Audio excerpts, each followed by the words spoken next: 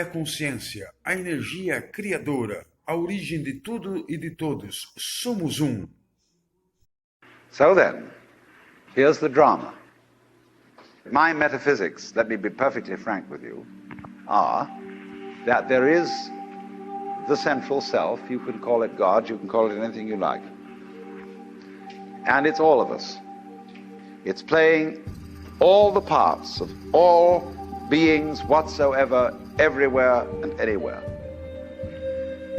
And it's playing the game of hide and seek with itself. It gets lost, it gets involved in the farthest out adventures, but in the end, it always wakes up and comes back to itself. And when you're ready to wake up, you're going to wake up. And if you're not ready, you're going to stay pretending that you're just a poor little me. And since you're all here and engaged in this sort of inquiry and listening to this sort of lecture, I assume that you're all on the process of waking up. Or else you're teasing yourselves with some kind of flirtation with waking up, which you're not serious about. But I assume maybe you are, not serious but sincere, that you are ready to wake up. So then, when you're in the way of waking up and finding out who you really are, you meet a character called a guru. As the Hindus say this word, the teacher, the awakener. And what is the function of a guru? He's the man who looks at you in the eye and says, oh, come off it. I know who you are. You know, you come to the guru and say, sir, I have a problem. I'm unhappy and I want to get one up on the universe, or I want to become enlightened. I want spiritual wisdom. Ah, the guru looks at you and says, who are you? You know Sri Ramana Maharshi, that great Hindu sage of modern times? People used to come to him and say, Master, who was I in my last incarnation? As if that mattered. And he would say, who is asking the question? And he'd look at you and say, basically, go right down to it. You're looking at me, you're looking out, and you're unaware of what's behind your eyes. Go back in and find out who you are, where the question comes from, why you ask. And if you've looked at a photograph of that man, I have a gorgeous photograph of it. And you look in those, I walk by it every time I go out of the front door. And I look at those eyes and the humor and the lilting laugh that says, oh, come off it, man. Shiva, I recognize you. When you come to my door and you say, I'm so-and-so, I say, ha ha, what a funny way God has come on today.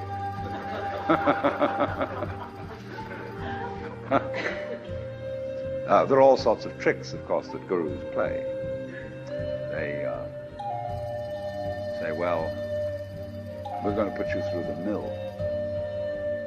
And the reason they do that is simply that you won't wake up until you feel you've paid a price for it.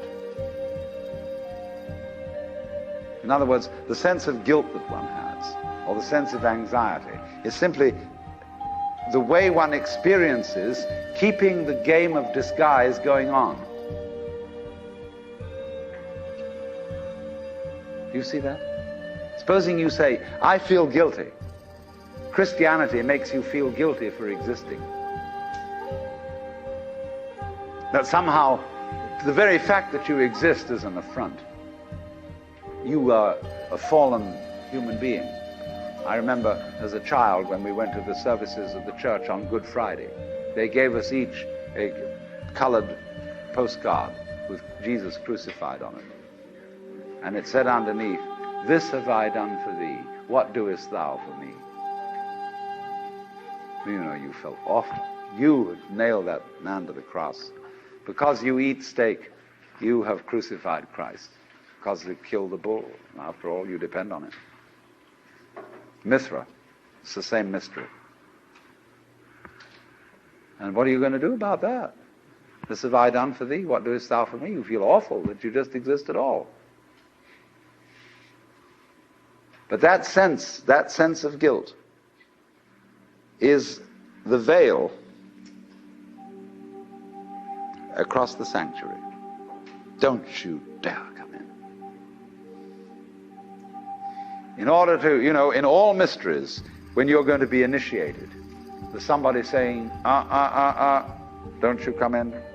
You've got to fulfill this requirement, and this requirement, and this requirement, and this requirement, then we'll let you in. And so you go through the mill. Why? Because this is, you're saying to yourself, I won't wake up until I feel I deserve it. I won't wake up until I've made it difficult for me to wake up. So I invent for myself an elaborate system of delaying my waking up. I put myself through this test and that test, and when I feel it's been sufficiently arduous, then I may at last admit to myself who I really am, and draw aside the veil, and realize that after all, when all is said and done, I am that I am, which is the name of God.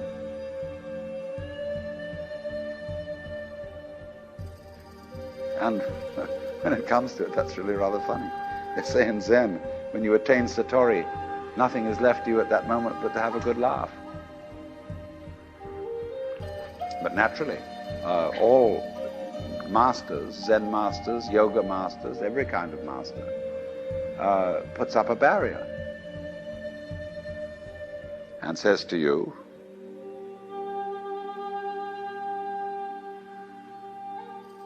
he simply plays your own game. We say anybody who goes to a psychiatrist ought to have his head examined. Because when you go to a psychiatrist, you define yourself as somebody who ought to have his head examined. Same way, the Zen masters say anybody who studies Zen or comes to a Zen master ought to be given 30 blows with a stick. Because he was stupid enough to pose the question that he had a problem. But you're the problem. You put yourself in this situation. So it's a question fundamentally. Do you define yourself as a victim of the world or as the world? You can define yourself. You see, if you identify you with what you call the voluntary system of the nerves, and say, only that's me, and that's really a rather limited amount of my total performance, what I do voluntarily, then you've defined yourself as the victim in the game. And so you are able to feel that life was a trap. Something else, whether it was God or whether it was fate or whether it was the big mechanism, the system, imposed this on you. And you can say, poor little me. But you can equally well, and with just as much justification, define yourself not only as what you do voluntarily, but also what you do involuntarily. That's you too. Do you beat your heart or don't you? Or does it just happen to you? And if you define yourself as the works, then nobody's imposing on you. You're not a victim. You're doing it. Plus you can't explain how you do it in words because words are too clumsy. And it takes too long to say. You get bored with it. But actually, then you can say, with gusto, I am responsible for this life. Whether comedy or tragedy, I did it. And it seems to me that that is a basis for behavior and going on, which is more fundamentally joyous and profitable and great than defining ourselves as miserable victims or sinners or what have you.